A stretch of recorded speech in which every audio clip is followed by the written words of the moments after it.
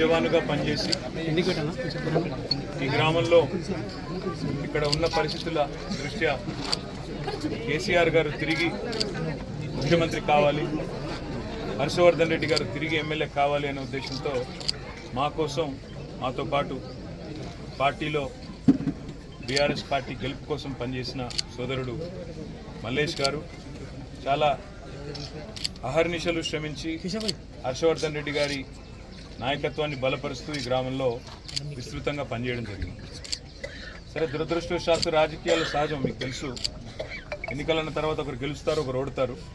దురదృష్టవశాత్తు ఇక్కడ BRS party ఓడిపోవడం, అదేవిధంగా రాష్ట్రంలో కూడా ప్రభుత్వాన్ని కోల్పోవడం జరిగిన విషయం కూడా మీకు తెలుసు. కానీ తెలంగాణలో ఎన్నడూ కూడా హింసాయుతమైన ఒక సంస్కృతి, ముఖ్యంగా ఎన్నికలకు సంబంధించి, ఎన్నికల ఫలితాలకు సంబంధించి ఎన్నడూ కూడా లేదు. కానీ ఈరోజు చాలా విచిత్రమైన పరిస్థితి. తెలంగాణ రాష్ట్రంలో మొదటిసారిగా కొల్లాపూర్ నియోజకవర్గంలో ఈరోజు ఇక్కడ మా సోదరుడు మల్లేష్ గారు ఈ రకంగా మర్డర్ జరిగింది. అది కూడా రాజకీయ కక్షా కార్పణ్యాలతో జరిగింది అని తెలవగానే పెద్దలు కేసీఆర్ గారు కూడా తీవ్రంగా కలత చెందారు, బాధపడి వారు మాకు చెప్పింది ఒకటే, సరే మీరు ఆ కుటుంబానికి ధైర్యం చెప్పండి, అండగా నిలబడండి, ఆ కుటుంబాన్ని ఆదుకోండి, వాళ్ళకి చిన్న పిల్లలు ఉన్నారు అనే మాట చెప్పారు. మేము ఈరోజు ఆ కుటుంబాన్ని పరామర్శించి పార్టీ తరఫున ఇద్దరు చిన్న పిల్లల భవిష్యత్తు కోసం ఒక 5 లక్షల రూపాయలు వారికి పార్టీ తరఫున సాయం చేసి,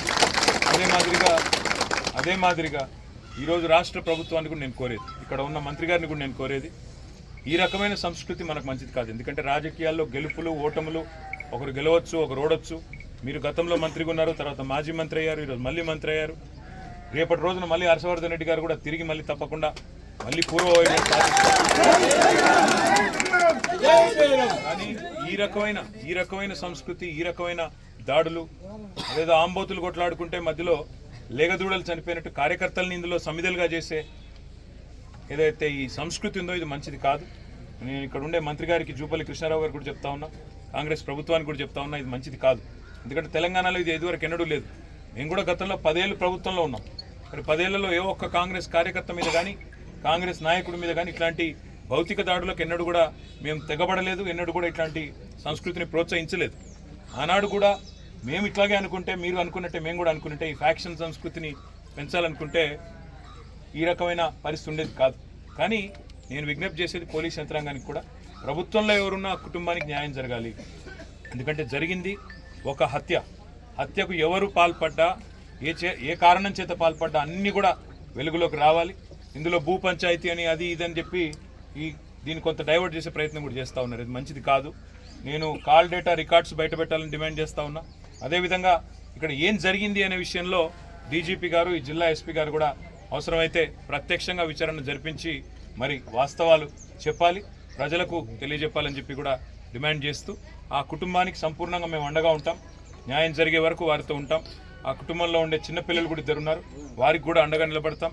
అమ్మాయి కూడా మరి మల్లేష్ గారి శ్రీమతి, అమ్మాయి కూడా బాగా చదువుకున్న అమ్మాయి, MSW చదివింది.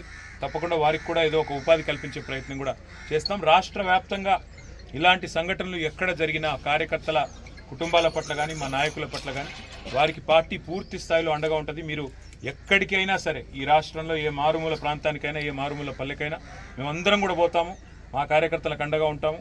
చివరిదాకా కూడా ఇదే స్ఫూర్తిని ప్రదర్శిస్తూ ఈ ప్రభుత్వం మీద, కాంగ్రెస్ పార్టీ మీద కూడా పోరాటాన్ని కొనసాగిస్తాం. మా కార్యకర్తల కుటుంబాలను కాపాడుకుంటామని చెప్పి కూడా తెలియజేస్తూ, మీడియా కూడా దయచేసి మీడియాకు కూడా నేను విజ్ఞప్తి చేస్తూ ఉన్నా, మీడియాకు కూడా ఏ ఎజెండా లేకుండా, ఏ పక్షపాతం లేకుండా అన్ని విషయాలు కూడా ప్రజలకు చెప్పండి, జరిగిన వాస్తవాలు చెప్పండి.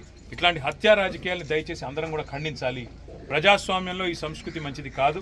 కాబట్టి దీన్ని ఖండిస్తూ తప్పకుండా మీడియా కూడా తన వంతు పాత్ర పోషించాలని, ఇలాంటివి మళ్ళీ ఎక్కడా జరగకుండా ఇతరులను కూడా అప్రమత్తం చేసే విధంగా, ఇట్లాంటివి జరిగితే ప్రజలు తిరగబడతారు, ఊరుకోరు అనే విధంగా.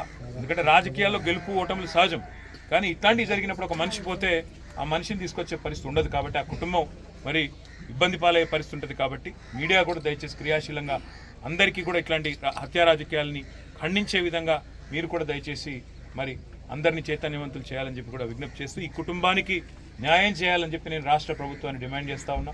ఈ కుటుంబానికి నిష్పక్షపాతమైన విచారణతో డీజీపీ గారు, ఈ జిల్లా ఎస్పీ గారు ముందుకు వచ్చి ఆధారాలు కూడా అవసరమైతే ప్రజల ముందు పెట్టి నిష్పక్షపాతంగా అధికారంలో ఎవరున్నారు పక్షపాత వైఖరి అలాంటివి ప్రదర్శించకుండా చేయాలని చెప్పి కూడా డిమాండ్ చేస్తూ వారికి న్యాయం జరిగే వరకు వారు ఎంబడ ఉంటామని చెప్పి మళ్ళొకసారి తెలియజేస్తూ ఇక్కడికి విచ్చేసిన సోదరులందరికీ కూడా ధన్యవాదాలు, నమస్కారం.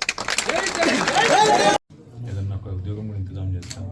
పిల్లలు చిన్నపిల్లలు కాబట్టి ఏమనుకున్నామంటే ఒక 5 లక్షల రూపాయల పార్టీ నుంచి మీకు అది ఇచ్చి ధైర్యం చెప్పి న్యాయ పోరాటం కూడా చేద్దాము. రాజకీయంగా మీకు ఎవరు ఇబ్బంది పెట్టకుండా చూసుకుంటాము. హర్ష మేము అందరం కూడా ఉంటాము. దాంతోపాటు నీకు కూడా ఏదన్నా ఎంత దూరం అదేంటికి అయితే నేనే చెప్తున్నాను సార్. 1 ఇయర్ కింద పడి నాకు కాళ్ళు పనిచేయడం అట్లానే లీకేజ్ బుక్స్ తెచ్చారు. ఎవరెవరు ఉంటారు ప్రస్తుతానికి ఒకరే ఉంటారు. లేదంటే ఉద్యోగం అంటే మళ్ళీ ఏడ చేయాలని నేను అనుకుంటున్నాను. మన ప్రత్యేక అయితే బాగుంది. నేను ఏదో వెతుకుతాను. భూదాగాలని ముందు పెట్టి ఆ సర్పంచ్ తీసి స్కెచ్తోనే చేయించారు. భూదాగాలని కొట్లాటలు విన్న తర్వాత వాళ్ళు ఆల్రెడీ కంటిన్యూ జరుగుతున్నారు. కంటిన్యూ జరిపితే బిర్యానీ అతని పైన 4 కేసులు ఉన్నాయి. మా ఇంటి మీదకి వచ్చి ఫోటోలు తీయడం అవన్నీ చేసింది సార్. కొట్టాలని చూసిండు. 2 months బ్యాక్ మాకు ప్రాణభయం ఉందని మా ఆయన అరే కేసు పెట్టామని చెప్పింది సార్. చెప్పిండు. చెప్తే ఎస్ఐ ఉండి ఫోన్ చేసి సర్పంచ్ని తెప్పిస్తే ఏం లేదు, వాళ్ళు చాలా మంచి మనుషులు గిరి నరేష్లు అని, వాళ్ళకేం ప్రమాదమైనా నేను ఉంటా అని ఇక సంతకం పెట్టింది సార్. ఈయననే కానీ సంతకం పెట్టకుండా ఉంటే మేము మా జాగ్రత్తలో మేము ఉన్నాం సార్. చిన్న ఆయన పెట్టిండు సంతకం పెట్టిండు. మీ జోలికి రాని వాళ్ళని పెట్టింది సార్. కేసు పెడితే మధ్యలో వచ్చి పెట్టి పిల్లలకు చూపెట్టచ్చు. దారుణంగా ఉంది. పిల్లలు ధైర్యంగా ఉండాలి. పిల్లలకు చూపెట్టు. చెక్ ఉందా సార్? చెక్ ఒకటి ఇచ్చినాం. కుటుంబం వాటి తరఫున పిల్లల పేరు మీద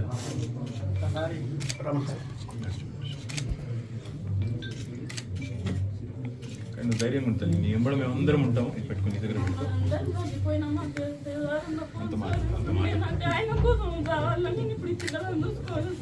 నువ్వు ధైర్యంగా ఉండాలి కదా పిల్లల కోసం. ఆయన పిల్లలు మంచిగా చూసుకుంటాం, చదువు కూడా చూసుకుంటాం. వైష్ణవి 7